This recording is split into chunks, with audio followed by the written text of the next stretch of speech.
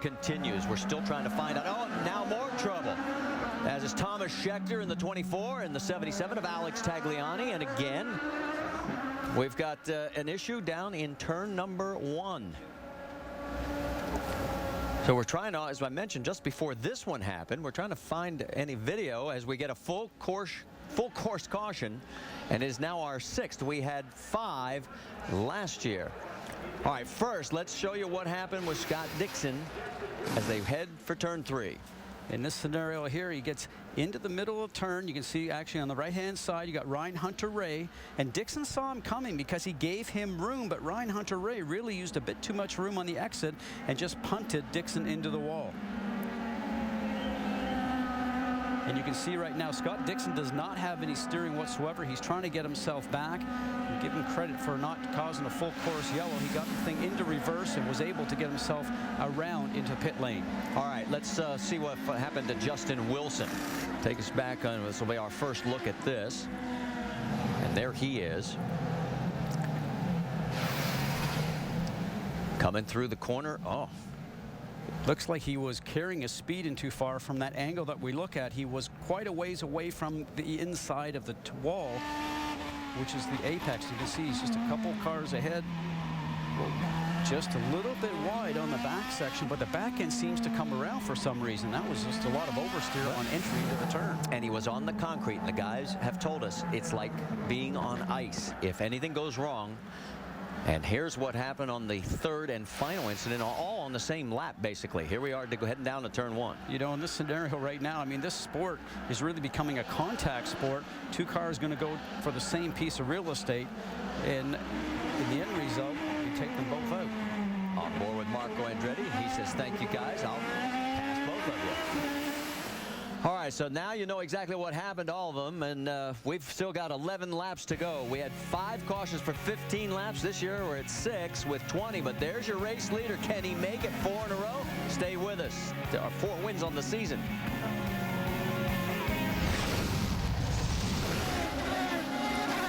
We've just gone back to green flag racing now with 9 laps remaining on the streets of Toronto. It has been an event filled with action as we have had incidents all around this race course. That is Paul Tracy. He is right now 1 lap down in 13th position. A total of 12 cars on the lead lap. Justin Wilson, who was leading this race for 32 laps of it, is the last car on that lead lap. And look at the battle up front. It is Will Power trying to hold off Dario Franchitti, Ryan Hunter-Reay. Then 4th is Tony Kanaan, Graham Rahal 5th, and Danica Patrick in 6th. We're on board with Ryan. You can see how you have to move this car around so quickly. The transitions have to be good for your race car just to get back from one side to the other.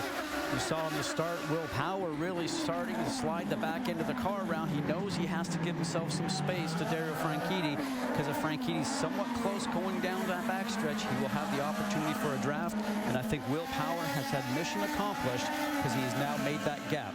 Well, and what's really great about this is just by the way the cars were lined up during when the caution came out, these 4, the top 4, were nose to tail. Now there are lapped vehicles till we get back further back, another few seconds, 2.5 seconds to be exact, as we go down that backstretch. Watch the bumps from the nose cam of Ryan Hunter-Reay's car.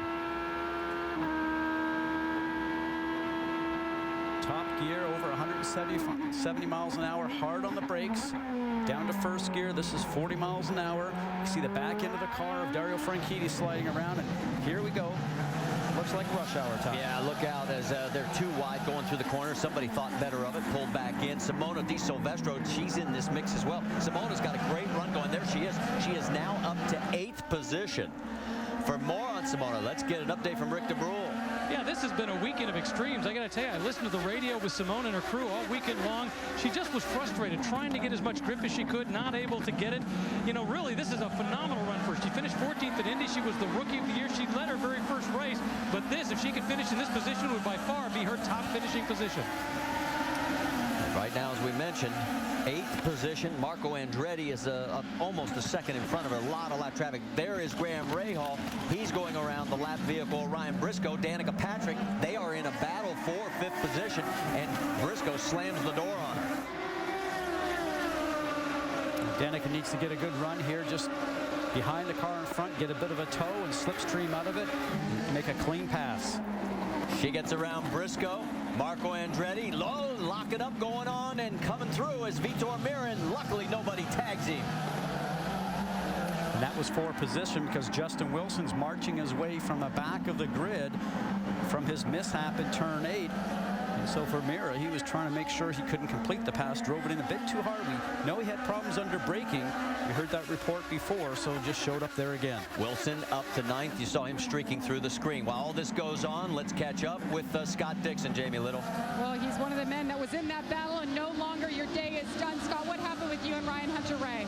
Yeah, I made a bit of a bobble coming out of the last one to the back straight, and he got a bit of a run.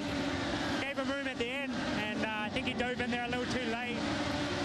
Just carried too much speed, and then obviously he had nowhere to go, and I was on the outside, and it bumped me into the wall. So it's just not our year. Everything that can go wrong, definitely has. But hopefully Dario can still pull a good result out for Team Target. And it's a broken upright that ends Scott's day, his second DNF of the year. Marty. Thank you, Jamie. Boy, a lot of action going on here as you head down to turn 3. That's Mariah, Steve Silvestro, Justin Wilson, and everybody else. Oh, such a tough place because remember, it's the slowest turn on the race circuit, and Justin Wilson gets on the inside of Simona right there in turn 5. Well, you know Wilson is kicking himself because he had the best race car until that mistake in turn number 8. He does get around Simona, as you mentioned. He's now up to 8th. Marco Andretti is his next target, but that's over 2 seconds away, and there's only 5 laps remaining. The car that he's chasing right now is the number 8, EJ Vizo. Bertrand Baguette. Baguette has a bit of a problem as he turns around. He's a lap down, running in 16th. There's your push to pass, and you can see when it goes green, they are using it. Will Power is using it to stay ahead of Dario Franchitti. He has 4 left. Dario has 6. Tony Kanaan, who just went through the screen, is down to 0. He's used them all. Here's the best battle on the racetrack. That's Justin Wilson, Simona Di Silvestro. The 4 also in that mix of Dan Weldon with Vitor Meira. That is all for position. A lot of these cars have just soldiered on all day and taken advantage of some of the mishaps from other drivers and teams here, and they've actually been able to get themselves a good result so far. Meira trying to close in on Simona, and he's got his mirrors full of Dan Weldon. Hideki Muto also in this mix. He is 12th. He's the last car on the lead lap. 4 laps remaining here on this 1.75-mile circuit. We've had a total of 6 lead changes between 5 different leaders, and everybody has got the hammer down as they're trying to get as much out of this as far as a result as they can. On board with Dan Weldon. For him, he's had a difficult weekend here because car was not that fast off the trailer. They were really looking for speed. Both he and his engineer, I spoke with them, and they said we're just going to go out there and do the best that we can and try to make the car better as the race continues. Wow, you saw the 24 Thomas Scheckter go under Hideki Muto, and Scheckter is 1 lap down in 15th. Thomas Scheckter is a teammate this weekend of Justin Wilson on the Dreyer and Reinbold team, and he's hoping that he has a good enough finish here that he gets himself an opportunity to drive for the team next weekend in Edmonton. So this is sort of calmed down finally. You go on board one more time with Dan Weldon. That's the gap back to the car that's behind him, Scheckter, and that is not for position.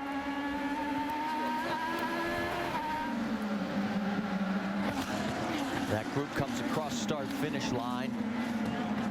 Vitor Meira. We're going to switch back to the race lead. We'll pick up. There he is. The number 12 of Will Power. 3 wins. The only driver this year to have multiple victories. And he is right now 0.8 of a second in front. But Dario Franchitti, that last lap was about 0.3 of a second quicker. So is he going to be able to make up a little time here? But getting close and getting behind the driver is one thing. As we watch the Firestone telemetry here, you can see how he works the throttle. I can tell you that all the drivers are very, very tired right now. This track really punishes you because of the bumps, because of the braking zones, because it is so tough. Hard on the brakes here going down towards turn 1 where the Princess Gates are. Take through turn 1 onto turn 2 down along Lakeshore Boulevard. Now he's frustrated right now, Marty, because he can see ahead exactly how far he has to make